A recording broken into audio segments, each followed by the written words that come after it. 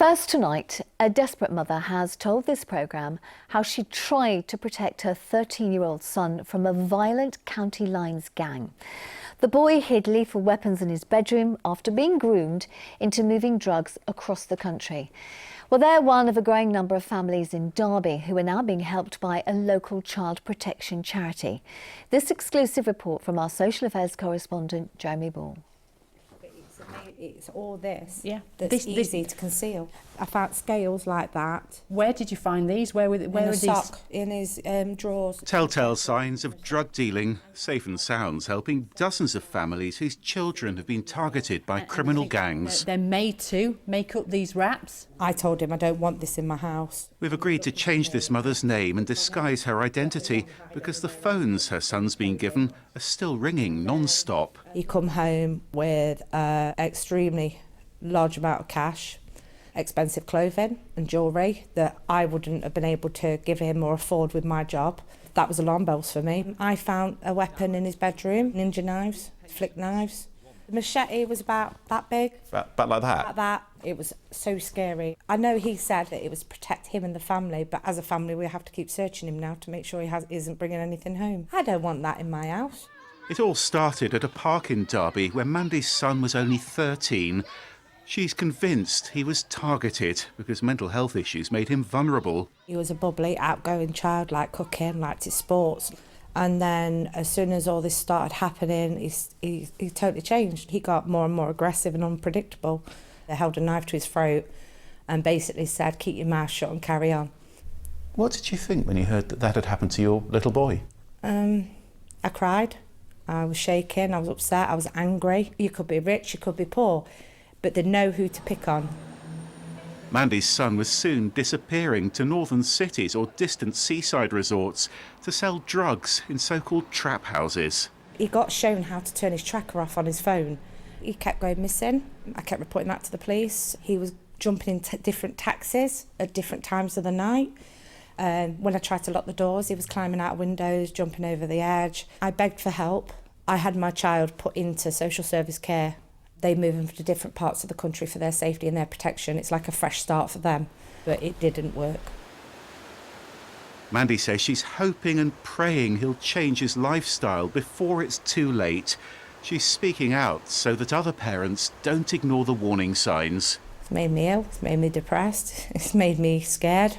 I've lost my son and I just wish I could get him back. He's become like Jekyll and Hyde. And you're worried that your son might be grooming other kids into drug dealing now, aren't you? Yes, I am. It's escalated. I think the people that have recruited my son and groomed my son has got him to do the same to other children. But I want my son to be stopped. I want him either to be in a secure unit, a juvenile or a prison, because if we don't, I'm either going to lose my son, he'll get killed, or he will kill somebody. I always will love him because he's my son, but I hate what he's turned into. Mandy, as we've called her there, with that heartbreaking tale of what's happened to her and her family. So let's speak to Tracy Harrison. She's from Safe and Sound. That's the charity that's helping Mandy. Thanks so much for talking to us, Tracy. First of all, you know, these children are in deep, deep trouble. How do you go about helping them? It takes a long time, so we put one-to-one support in place for children, young people who have been exploited, and we work with them, we talk to them, we try and give them advice and hopefully get to move on with a journey and take part in other activities and get them to get back to school, get back to college. But yeah, it's long and it's tough, and we're there for as long as needed. Do you know how these gangs target children? I mean, who do they decide they're going to pick on?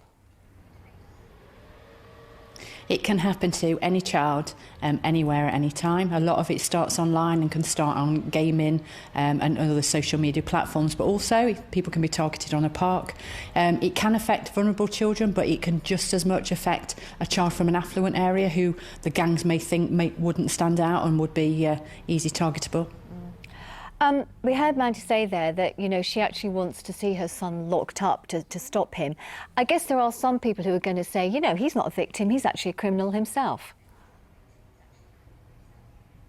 Children are groomed from the age of 11, 12, 13 to go out and be trafficked up and down the country and to be locked in an accommodation in a place for up to 3-4 days selling drugs. Children are victims in this, and it is difficult to see it. And you know, child sexual exploitation victims used to be called child prostitutes 10, 15 years ago, and it wasn't until we started to listen and do something about it. And there's a synergy with that with criminal exploitation. With regard to the pandemic, which of course has affected all our lives over this last year, I mean, has that had a negative impact?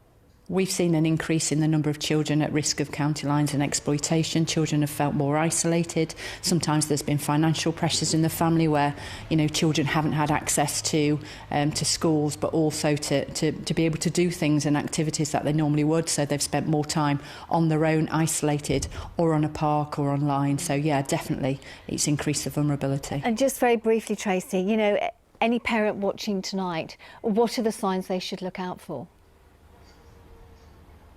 There are signs you could look out for. So first of all, check online, check safety of your children when they're online, just as you would if they were going out.